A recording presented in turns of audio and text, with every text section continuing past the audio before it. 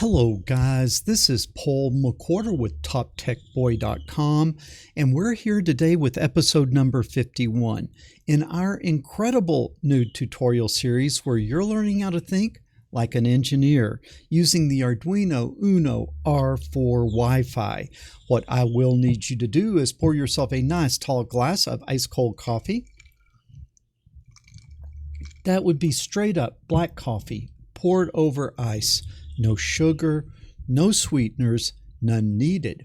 And as you're pouring your coffee, as always, I want to give a shout out to our friends over at Sunfounder. Sunfounder is actually sponsoring this most excellent series of video lessons. And in this class, we will be using the Sunfounder Elite Explorer Kit. Now, hopefully most of you guys already have your gear, but if you don't, take a look down in the description.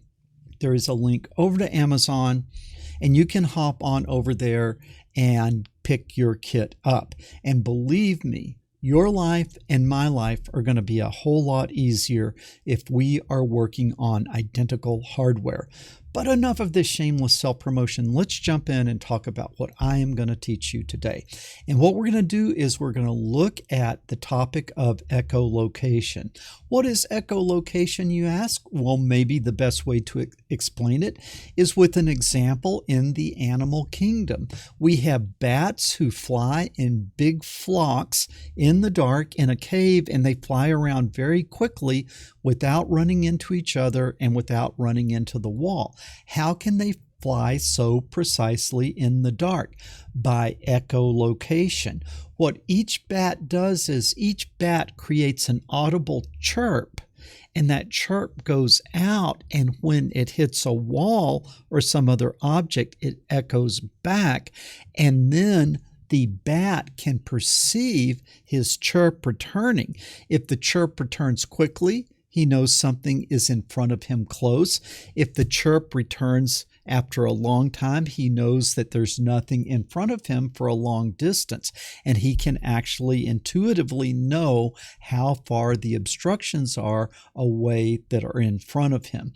And so that is an example in the animal kingdom of echolocation. An example of things that we built that use echolocation would be a submarine. You know, it's very dark in the bottom of the ocean, down under the ocean. It's very dark, so they can't navigate optically with cameras, and so they navigate using echolocation. The submarine will put out a little ping, and then they listen for the return ping, and they can see audibly if there is an obstruction in front of them, and if there is, how far away is it? Okay, for us in our Arduino projects, how might we use echolocation? Well, let's say we wanted a little device that would measure distance to something. We could have our Arduino hooked up to a little ultrasonic sensor, and that ultrasonic sensor could put out an ultrasonic ping, and then the sensor could sit and wait until it heard the ping return, and then from that calculate the distance to the object that is in front of it. How might you use this? Well, imagine you're going to make a little robot car or some sort of moving robot, and you don't want it to run into the wall. It could constantly be putting out these little pings, listening to the return ping, then calculating the distance and know how far it is from the wall or whatever obstruction is in front of it. So the echolocation turns out to be a very, very useful capability to have on the Arduino. Okay, so that's what it is. Let's see if we can jump in and start getting this project going. And so what we will do is we will come over here, and let me see if I can get a good view here. What you will need to do is you will need to look in your Arduino kit, and you will need to find the HC-SR04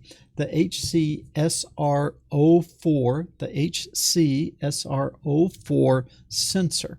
And I am trying to fire up my sketchpad view here as we are talking. And what I will be able to show you here is this is what it looks like. Okay, this is what it looks like. It will not be hard to find it in your kit. I will get out of your way here. And so you can see that is the sensor that you're looking for. And before I jump in and talk about how it works, it is really pretty simple to set up. The pin on the left is VCC, so you come and you hook that pin to 5 volts. It's on the left when it's looking at you, and you can also see that the pins are stenciled on the board, so it's kind of hard to mess up. So that first pin is VCC. The second pin is the trigger pin, and the trigger pin we are going to bring over to pin 4 on the Arduino. Okay, so the trigger pin comes to pin 4.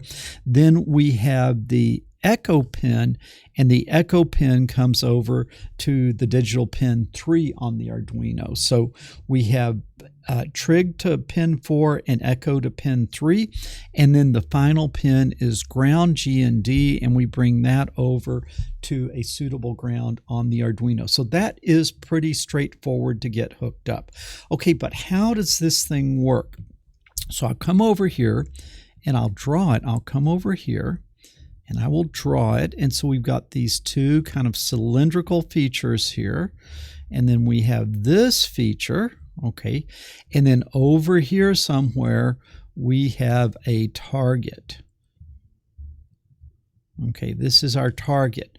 Now what this sensor does is to activate it over on the trigger pin. So we are going to look at your trigger pin on the Arduino. What you need to do is you will need to create a 10 microsecond pulse. 10 microsecond pulse that you're going to send to the trigger pin.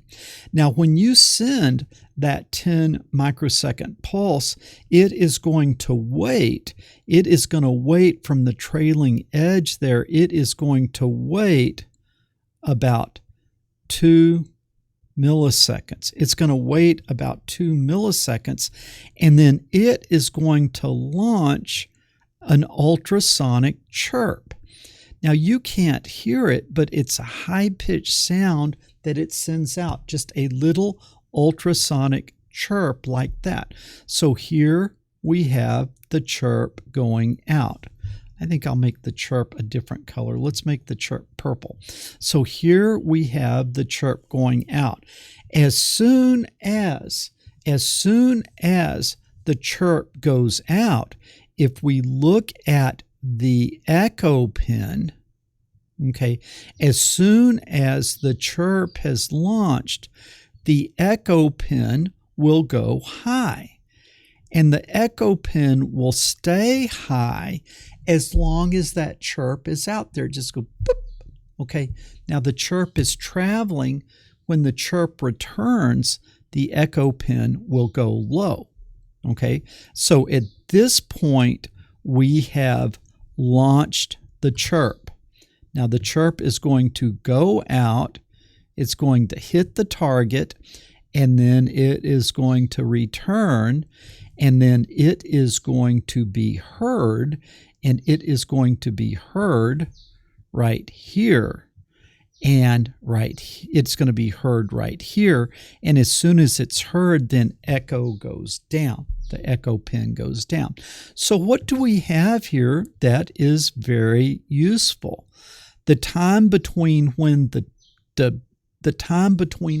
echo pin goes high and the echo pin goes low, that is going to be the ping time. That is going to be the ping time, the time that it took to go from here to here and back to here. Okay. Now let's imagine that you cut the target distance in half. You move the target back to here. You cut the distance to the target in half. Well, what's going to happen then? The ping time is going to be half as much. So the distance to the target, let me get further out of your way here. The distance to the target is going to be proportional to the ping time.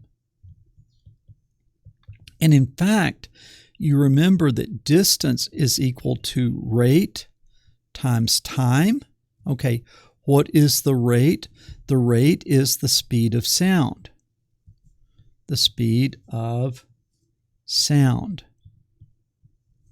What is the time? That is the ping time. So if you take the ping time and you multiply it by the speed of sound, what are you going to get? You're going to get a distance. Okay. Now, when we get into this, we're going to really have to be worried about units, because when we measure the ping time is measured in microseconds. So we're going to have to do some conversions when we get to that point. But for right now, I think we are in pretty good shape, and I think that we can come over and start getting ready to code this thing up. So let's just see if we can measure. Let's just start by doing something really simple, and let's see if we can measure ping time, okay? Have a little sip of the old coffee there. And now we're ready to start coding this thing up. So what did we say? You can see that, all right? And let me get up here a little bit more my normal size. So the first thing we want to do is we want to set up the echo pin. And the echo pin is going to be pin 3, as we said earlier. Then we are also going to have the trig pin, and that is going to be pin 4, as we said earlier. All right. Now, we also are going to measure ping time, so I'm going to set that up as an int, but I'm not going to put a variable in it because that is going to be what we are actually going to measure. Now let's do our pin modes down here in the void setup. So we will do a pin mode of echo pin, and that's going to be an input. Okay, echo pin is going to be an input because we're listening to the echo pin. We're listening for that echo to come back. We're looking at that pulse on the echo pin. But pin mode, the trig pin is going to be an output like that. Okay, let's go ahead and let's do a serial.begin of 9600 like that. Okay, now that is pretty much what we need to do to set things up. So now how would we make, and let me see if I can clean this up a little bit there, that looks good. Now how would we go in and make a measurement? Well, I said we needed to create a 10 microsecond pulse. So I'm going to do a digital write. Where am I going to write? To the trig pin, and I'm going to put it low. So I want to make sure that we're starting off with the trig pin low. Now let's go ahead and let's delay a little bit to give it time to settle microseconds. This doesn't matter that much, but we're going to say leave it low for 2 microseconds just to make sure that it has had time to come down. Now we are going to create our pulse digital write. Where are we writing? To the trig pin. We're going to send that high. So now how long do we want that high?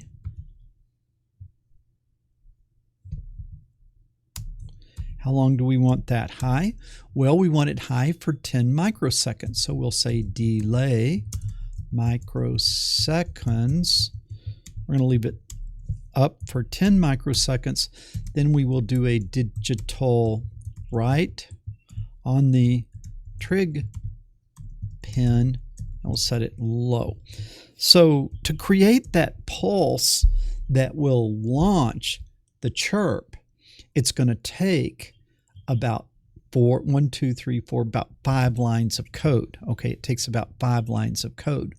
Now, what do we want to do? We want to measure the ping time. And the way we measure the ping time is to do a pulse in. Where are we looking at for a pulse?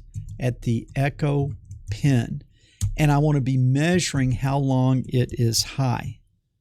Okay, so you remember our picture from the sketch pad? Okay, so what is pulse in? Pulse in is sitting and it's looking at echo pin until it sees a pulse. And then it will measure how long in microseconds that pulse is. When it sees the pulse go down, then what it is going to do is it's going to report to you the ping time. So the ultrasonic sensor is the one that's doing the chirping and the listening, but it provides a signal on the echo pin. When the ping is launched, echo pin is going to go to 5 volts. It's going to stay at 5 volts until the sensor hears the ping return, and then the echo pin will go to 0. So pulse in will give us how long that pulse on echo pin is, which is precisely how long the ping was out there on its way to the target and back. Okay, so let's see if we can go ahead and run this thing. And so we will run it, see how many errors we made along the way.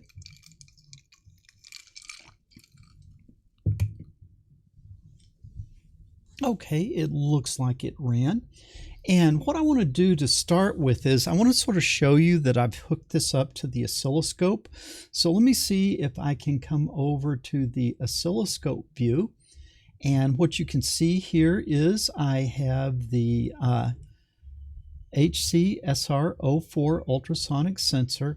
Let me go to an overhead view to start with. Okay, so I have the HC-SR04 ultrasonic sensor. It's hooked up to the Arduino.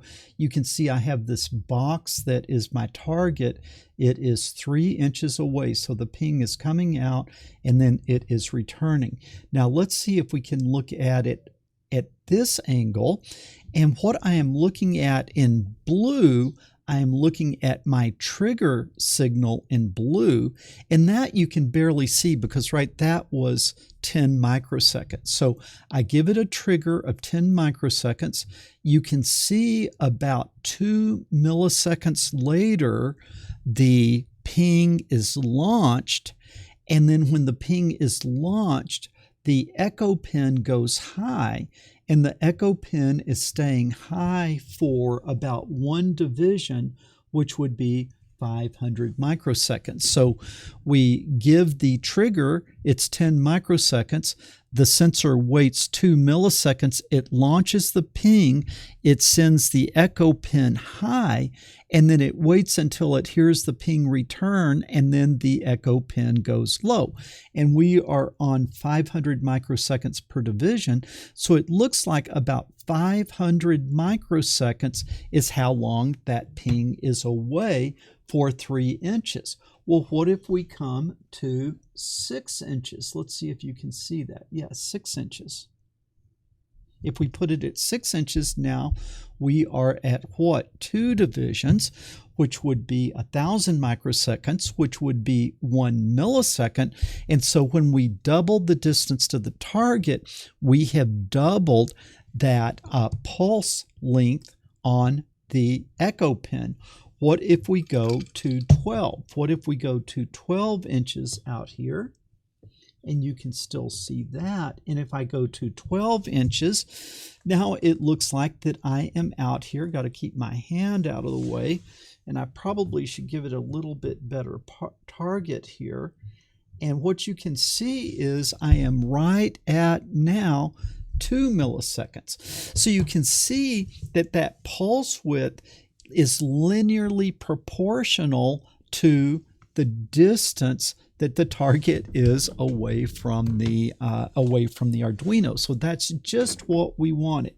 But now let's come back over here to about 3 inches, and then let me come back to, let's see, what would be a suitable view. This would be a suitable view. And let's come over here and let's turn. Okay, let's turn the serial monitor on, and boom, there you can see that for 3 inches from the, that's kind of a strange looking thing. Let me put that down.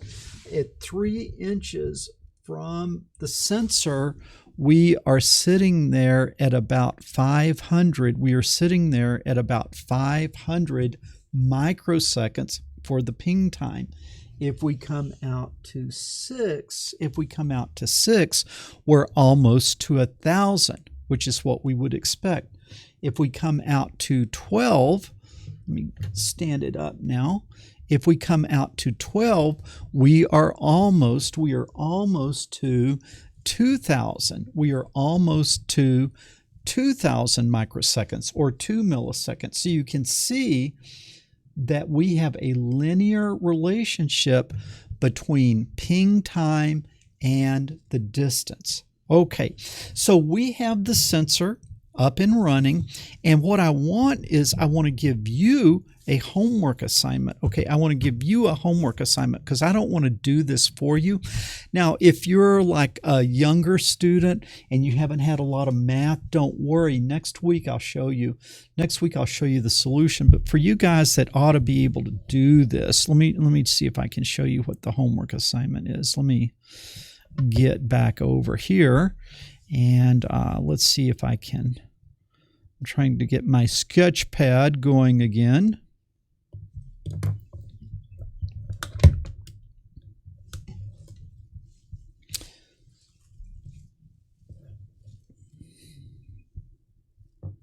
Okay, so this is what I want you to do. Okay, so this is what I want you to do. Now, what we know is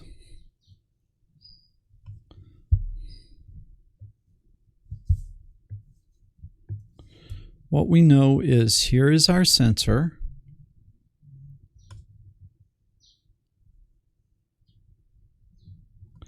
And then here is our target. We know that the ping's going to come and it's going to come back.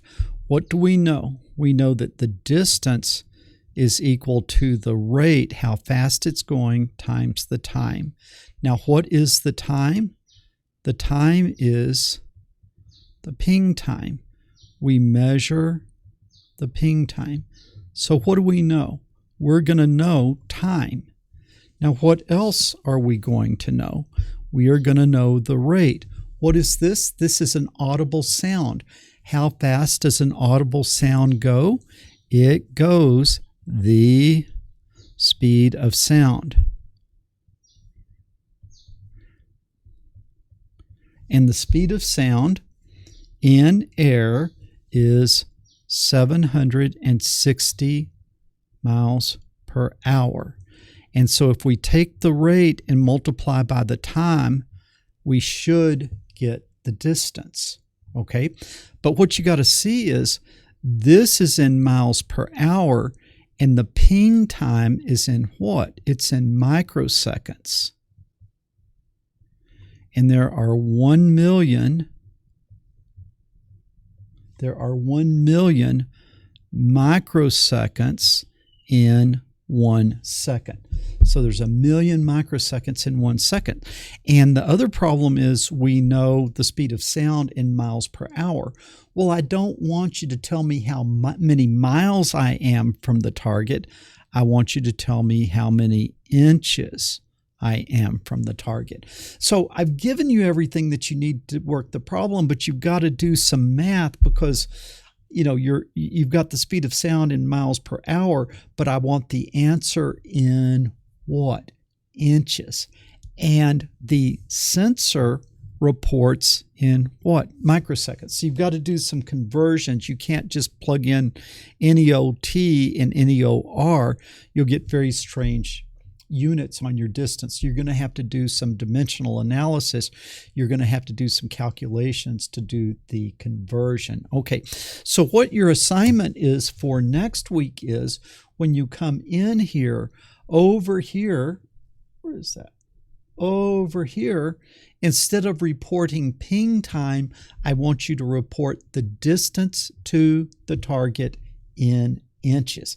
I think most of you guys ought to be able to do that. If you're like in 7th or 8th grade and haven't done a lot of dimensional analysis, maybe you can't. But you guys that have been on this channel and you older guys ought to be able to figure this out and get this thing to work. Okay, guys, I hope you're having as much fun taking this class as I am making it. I always, at this point, want to give a big shout out to my Patreon supporters. Right now, it is the Patreon support that is enabling me to continue to produce this fresh quality content. Every single week I release 2 new videos, and I can only do that with my Patreon support. So really want to thank you guys that are supporting me on Patreon. You can also help this channel by giving me a thumbs up on this video. Also leave a comment down below. That will help me. If you haven't already, subscribe to the channel. When you do, make sure that you ring that bell so you'll get notification when future lessons drop. And most importantly, share this video with other people, because the world needs more people thinking like an engineer and fewer people sitting around watching silly cat videos. Paul McWhorter with TopTechBoy.com. I will talk to you guys later.